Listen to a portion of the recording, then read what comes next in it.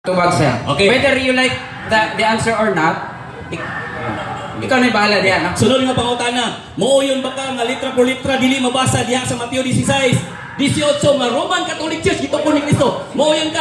Yes or no? Contextually and empirically, dili ko mo yun. Director, objection. Oh! Yes or no? Kung mabasa ba dili? Basta mo So, yun, ang iyang tubag sa imong question is empirically and contextually, dili ko mo yun. dili sa mo yun. Director.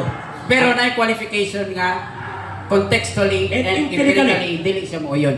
So ang iyang dili pagkauyon sa imong categorical question na qualification. So follow up ang imuhang question based on that Moderator. answer. Ang ako mo kung clarification moderator. Less than 1 minute na lang ta. Oh, akong clarification moderator. Ang gigamit ng mga words litra por litra man.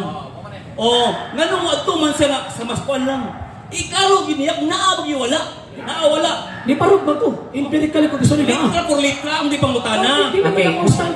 Umana ka construction question. Okay, tubag. Dili man ako ang stand litra por litra. Ang ako ang stand empirical and contextual.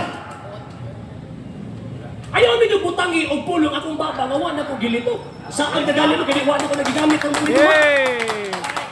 10 seconds na lang. Wa gid wala gid gigubani. Himog-himog inyo. Okay, so nga pangutana. Ah. Ni barog ba ang imong pagbabarog nga Roman Catholic Church gito po ni Cristo nga wala mabasa sa Biblia? Yes or no? Ni barog wala. Mabasa. Okay, it's already time. The cross-examination is done. Sir, you have the rebuttal and conclusive speech next time. So, we will now proceed to the